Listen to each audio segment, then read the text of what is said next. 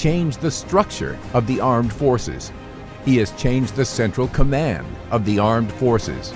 He has stopped illegally awarded tenders for the supply of goods to the armed forces. He has embarked on career-threatening measures to rebuild the Lions of Africa. The armed forces were once among the strongest army in Africa, but they fell apart in 1991 at the fall of the military regime. Everything the armed forces owned was destroyed, including their glory-giving way to mushrooming clan militias, civil unrest, and rival group fighting.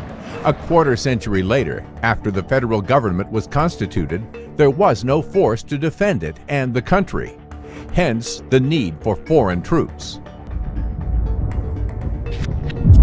AMISOM. Billions of dollars were spent on foreign forces for the 10 or so years they were in the country. But the government of the day never asked themselves until when these forces would be relied on. 50 years, a century, or forever? When he first came to office, Prime Minister Hassan Ali Khair held a meeting with commanders of the armed forces. It then dawned on him that no one could account for the exact number of troops, their ammunition, areas of deployment, and their mode of operation. He therefore embarked on the biggest security exercise, Armed Forces Reforms, an exercise that was hitherto not easy to undertake.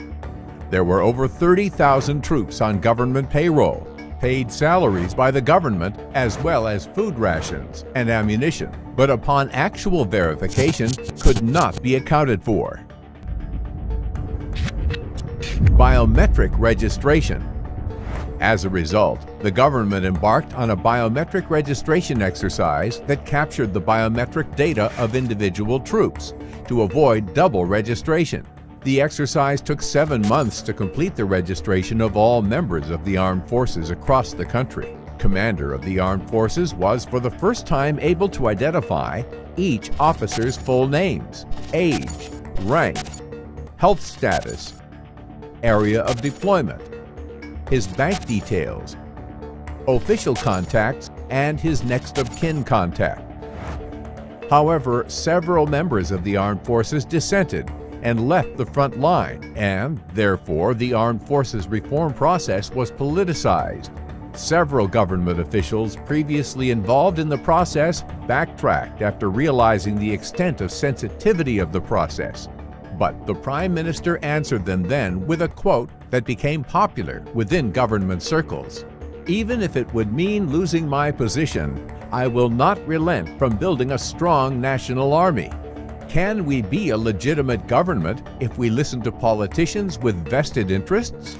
The registration unearthed the rot in the armed forces. After it was realized over 10,000 ghost officers were on government payroll, leading to the loss of $2 million per month, since salaries were withdrawn in cash from the central bank, making it prone to embezzlement. All members of the armed forces now receive their salaries without any intermediaries between each officer and the central bank, but directly through their bank accounts. Food rations. Delivery of food rations was also marred with corruption, making it difficult to account for. All suppliers were suspended and tenders re-advertised with a view to attracting quality suppliers based on actual troop numbers. This was another bull the PM has taken by the horns and succeeded. Officers are now assured of constant and enough quality food rations without any embezzlement of government funds. New commanders. The Armed Forces administrative structure was that of the Soviet Union forces, since the Soviet Union played a key role in the establishment of the Somali National Army. But in order to modernize the forces, the administrative structure of NATO, which is currently the leanest and most modern in the world, was adopted. No one has hitherto attempted to improve the central command of the armed forces. Open recruitment was done for top positions in finance, logistics, and personnel. The positions were filled by youthful graduates of the armed forces colleges who extensively improved the forces administratively. Following a training needs assessment, special trainings were conducted to produce quality forces. Most of the trainings were offered by Turksom, while new ones would be conducted by the UK Training Centre. Registration of the armed forces is now complete. All their needs and requirements met. Corruption was contained. Quality trainings were given, and professional commanders installed. Today, operations are led by Somali Armed Forces, while this was previously done by AMISOM.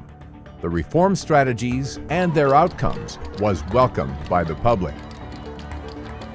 The forces help people on one hand and fight the enemy on the other.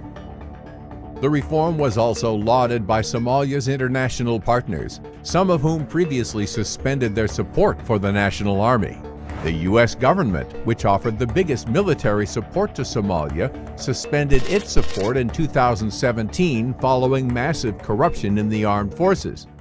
But following successful implementation of Kair's reform agenda and strategies, they have acknowledged the tangible results, and the U.S. has now resumed its support.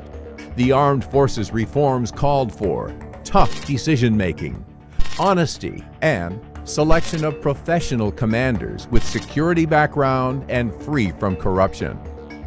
Kair has spearheaded this journey, which could take years and needs to be maintained constantly in order to rebuild the lions of the Horn of Africa.